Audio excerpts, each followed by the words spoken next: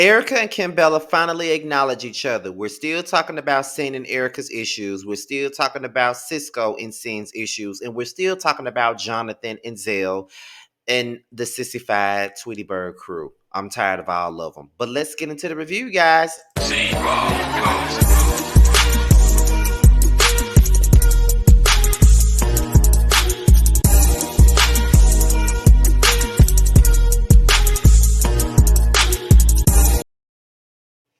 What's good, you guys? This be your boy Scatter by Nature TV, and we're here for another review of Love and Hip Hop's Family Reunion, Season 2, episode, I think this is episode 5 right now. But before we actually get into the review, I just want to talk about a thing or two, okay? So, be sure to tune in tomorrow night on Josiah's World TV's channel for roast and review for Portia Family Matters as a panel, a Portia Family Matters panel that stars myself giving you the real tea and Josiah's Real TV, and we rotated between the three channels. It starts off with Terrence, then it comes to me, and then it comes to Josiah. And this week it is Josiah's turn to host the panel, okay? And the panel will be tomorrow night at 9:30 Eastern Time, 8:30 p.m. Central Time. The link is already on my community wall, so you can go on my community wall and set your reminders and do one better. Go to Josiah's channel and subscribe to his channel because my boy is on the come up. So be sure to subscribe to my brother, best friend, Josiah's channel. All right. Before we also get into this review, I just want to also thank you guys once again for sending me your condolences. For those of you who may not know, I lost my aunt yesterday to, when you see this video, 2 days ago to COVID-19 and pneumonia. She had COVID and she had pneumonia in both lungs. So I appreciate everybody for reaching out to me and just showing me all this love and appreciation. I really do appreciate your condolences and everything else. I just had to say that. And shout out to Team Scotty because y'all been supporting me through and through. So let's get into the review, you guys. So we're going to start it off with Jonathan. Now, as you guys already know, last week Jonathan was ready to go due to his issues with Zell and due to Erica saying, basically insinuating that he is a racist. So Mimi, Sin, and Jonathan, they sit down and talk. Mimi does not want Jonathan to leave, and plus she already knows that if Jonathan leaves, we already know that Sin is gonna follow suit anyway. So they are a package deal. When one leave, the other one gonna leave too. So you already know that, right? Okay, so Sam was like, I feel like I didn't have to discuss my issues with Cisco in front of 25 damn people. You know what I'm saying? So, I wasn't ready to talk about it. I was on 10. He had just pissed me off. So I really wasn't ready to talk about it. And you know what? I understand. I get what she's saying. Like, I don't like when people try to force conversations.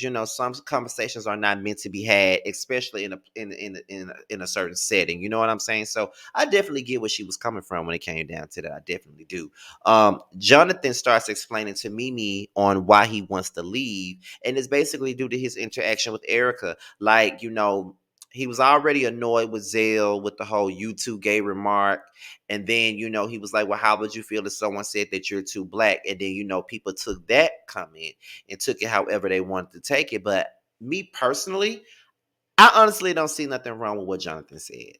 I mean, being gay and being black is it's double oppression. It's double. It's one thing to be a black man, but it's another thing to be a gay man at that. So when you black and gay, you got two things automatically against you. And when Erica made that remark talking about we're not black enough for you, I knew that that was the thing that kind of set him off, and I knew that that would be the thing that would piss him off to the point to where he don't want to come on the trip. He don't want to stay on the trip because he doesn't want to be perceived as a racist. And who would want to be perceived as a racist, to be quite honest? I mean, who would want to? There's nothing nobody wants on them to be a racist. Nobody wants that. So I definitely understand that. But I feel like at this point, though, Jonathan needs to respect how Zell feels. You may not agree with it.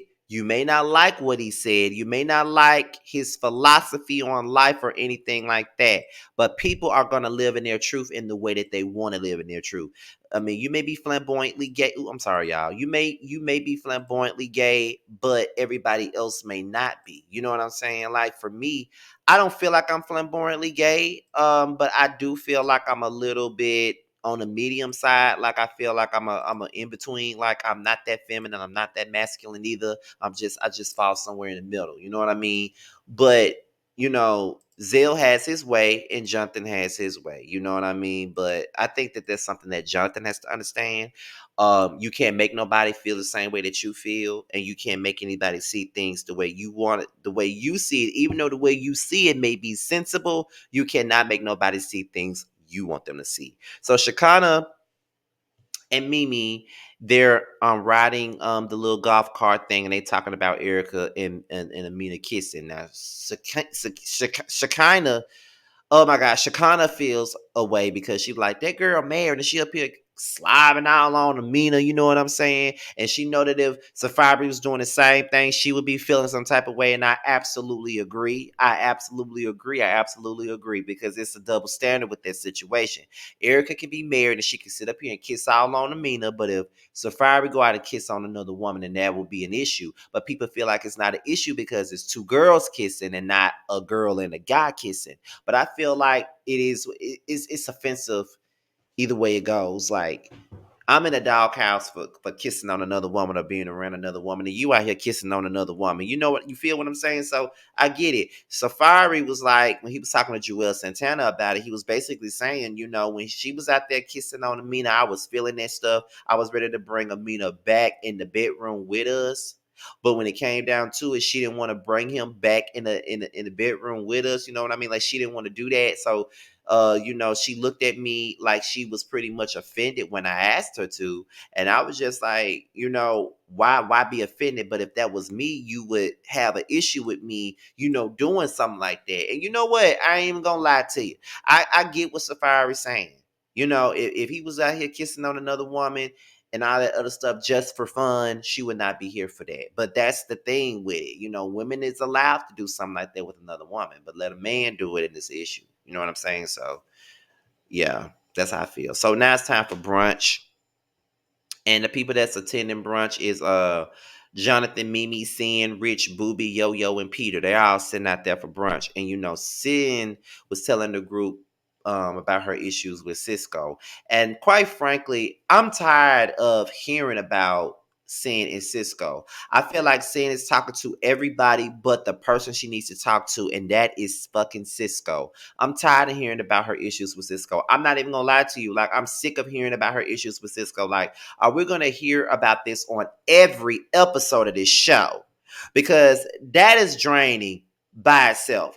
I'm tired of talking about Cisco. Like at the end of the day, we already know that he was wrong for offering you the song for free, but then when you didn't want to give up no box, he want to make you pay for it. That's some foul stuff. So we already know that. But if you don't want to F with him, you ain't got to. But I just feel like you need to discuss that shit with him. I don't know why you keep talking about this with everybody on the show. Like, just let it be, let it be, let it be, let it be. You know what I'm saying? Like, if you don't rock with him, you don't rock with him. And that's just that on that. You don't rock with him. But I just feel like you're discussing it with everybody but him. I think that's the main person you need to talk about it with. You know what I'm saying? So, no, talk about it with Cisco. Because at this point, I am tired of hearing about it. And I know everybody that's watching this video is tired of hearing about it too. I'm just being real. Don't nobody want to keep on hearing about Cisco all the time, seeing. Like, we get it. He's an asshole. He treated you foul. He did you wrong. But at the same time, you need to communicate that with him. Don't say this ain't the right time every time he comes to you. And don't say that I don't want to talk about it right now. Because if you're going to talk about it with everybody else, you may as well talk about it with him. And that's just that on that and facts on facts.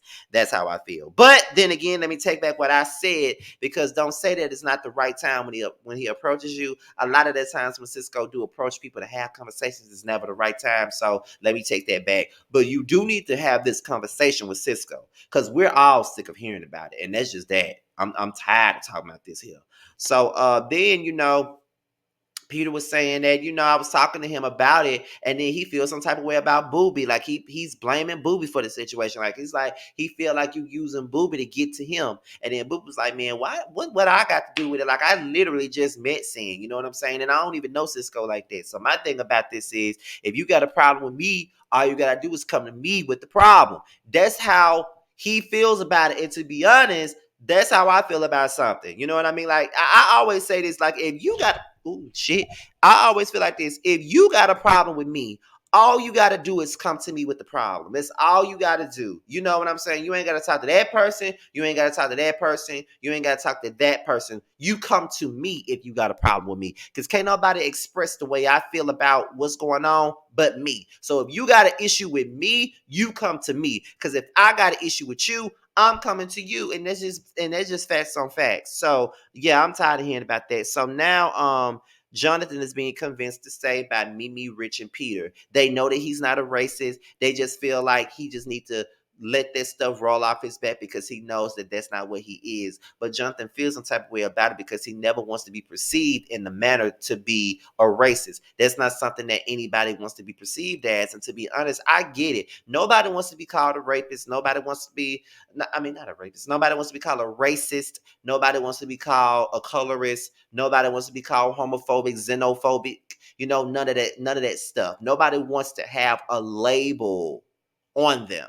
Nobody does. So I just think that Jonathan just need to communicate how he felt, because Erica was dead wrong for even saying it to him, because he doesn't strike me as a person that's racist. Now, is he annoying as hell? Yeah, that's exactly what he is, but he's not racist. So stop, Erica. You did that just to shoot a dagger to him. That's why you did that. So it's time for the bus ride. And Erica was basically saying that the only person that she owes an apology to is Kimbella, because of the fight that happened between the two of them about 10 years ago. And I've been waiting on them to interact since the damn episode, since the season started, because we haven't seen Erica and Kimbella be in the same room since they got into that fight during season 2. We haven't seen them around each other since that season. So I was just sitting up here wondering, when are they going to address that? But I'm glad that Erica apologized to Kimbella, because she was wrong. She was in the wrong when it came down to that fight. And she did prejudge Kimbella based off what other people said, when she could have just given her a chance, or she could have just simply asked her what was said and why she allegedly felt any type of way towards her. So I give Erica that much, because she apologized. But just like Chicana said, okay, you apologize to Kim. So why can't you apologize to Sin? And why can't you apologize to Bobby? Like, if you can apologize to Kim for this miscellaneous ass beef that y'all had, why you can't apologize to Sin? And why can't you apologize to Jonathan? You see, child, okay. So it's time for Reggae Day.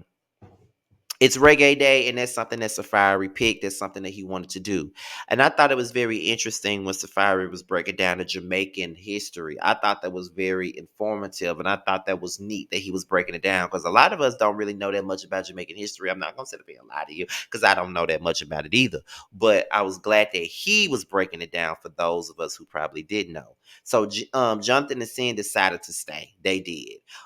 Rich saw Cisco drinking while they were eating their Jamaican dishes or whatever, and he took the bottle from Cisco. He was like, every time I turn around, you out here drinking. It's never a good idea when you are drinking. We've been at this for how many years, and you still out here drinking and doing stupid stuff? Like, something is going on with you, and I need to know. Rich seemed like he was being concerned about Cisco and his well-being. That's how it came across to me. That's what I think. Chicana confronted Erica, but it turned out to be Erica humping on Chicana. So they was just having a good time with the situation. Then Stevie J appears. Everybody's happy to see him.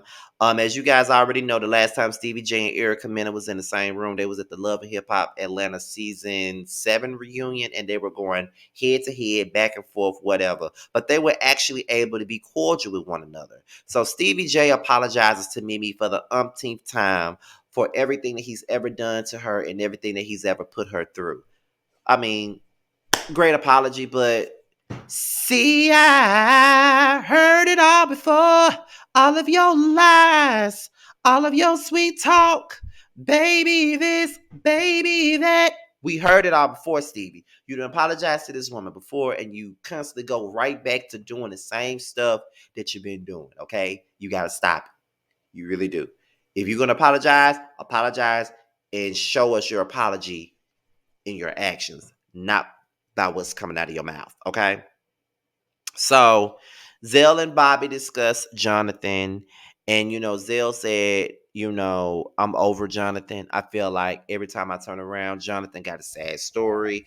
I feel like he's lived a hard life or whatever, and I just feel like he used those stories as a crutch, and I was like, God damn, Zell. You know what I'm saying? Like, God damn, just try to hear the dude out. But I get it. I guess it's all out of frustration because of the whole argument between Zell and Jonathan and all that other stuff. But Zell tends to be very, very cool with Bobby. So I mean, that's probably the only gay friend that he gonna have, because I don't know where him and Jonathan stand right now. So Chicana has a bonfire, and bonfires are pretty relaxing. From what I've seen, it's pretty relaxing and therapeutic. I hope I get to be a part of a bonfire at some point in time. Chicana apologizes to Peter for disrespecting him when she first met him, just based off of what she saw on TV. She apologized. Then Chicana apologized to Safari as well, for just for talking about him bad based on what Erica was saying. So then Chicana calls Cisco out for his treatment of Sin, and basically saying, you cannot tell that girl you're gonna help her and then say that you're gonna give her the record for free, and then turn around when she don't give you none, and then you want to take the record back. You know what I'm saying? So I was happy when Chicana called Cisco out. Somebody needs to call his ass out. I'm sick of Cisco. Zell apologized to Mimi. Now I didn't even know that Zell and Mimi even knew each other, child. But apparently, Mimi gave Zell his first chance at being a stylist. And I'm guessing when he started styling other girls, Mimi threw some shade at him, and then he started throwing shade at her too.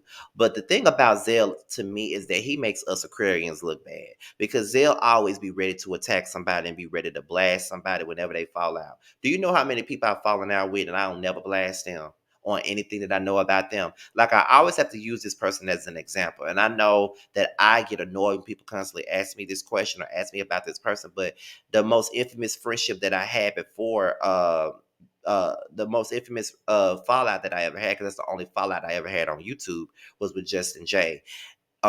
We ain't talked in 5 years. Okay. 5 years at this point. Is it 5? Yeah, it's been 5 years at this point since I talked to this man. When we fell out, I never aired him out. Do you think I'm gonna air him out? No, because at one point in time, that was like my big brother. That was like my one of my good friends. Like, I consider him a best friend at one point, but not even a best friend, just a big brother. I loved him just that much. So regardless of what he did to hurt me, I'm never going to expose things that I knew about him when we were friends. I'm never going to try to, tarnish his character or reputation because of my own personal feelings towards him. I would never do that. And that's what Zell has proven to do. Whenever he falls out with people, he tends to expose them or say things about them that he never would have thought about saying up until he fell out. And when people start saying negative stuff about you once they fall out with you, that means they was never your friend anyway, and they was waiting to fall out with you anyway. However, Zell and Mimi have a moment. So then Sin apologized to everybody for her attitude the other night, and then Erica arrived, and then they started talking about manifestation and what they want to manifest. And I'm loving that conversation, because that's the type of time I'm on. I'm here to manifest what I got going on and what I want to happen. They were talking about redeeming. Everybody got redeeming qualities. That is true. Everybody has redeeming qualities.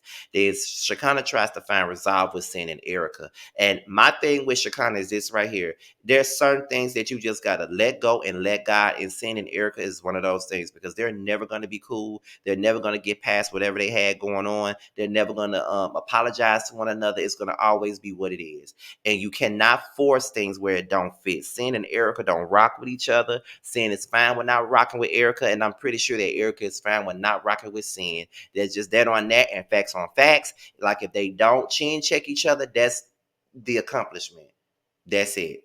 So, with that being said, you guys, this is Be Your Boy Scotty. Be sure to like, rate, comment, subscribe, and share this video and click the notification bell so you can be notified whenever a video drops. Like I said, if you ain't subscribed to me yet, baby, you better subscribe now because we lit over here, honey. Be sure to follow me on all forms of social media. My Twitter and my IG will be down below. I do follow back, though, on IG. So if you want me to follow you back on IG, just hit me up in the DMs with the hashtag Message Team Scotty, or just let me know that you watch my videos and that you love them so much, okay? Because I do follow back on IG. My IG is there for you guys to see me outside of the YouTube channel, see my real life, see what I be doing, see my introverted ass in my bedroom singing songs all damn night. See all that, okay? With that being said, you guys, your boy is out of here. Until my next video, I'll talk to you guys later. Peace out.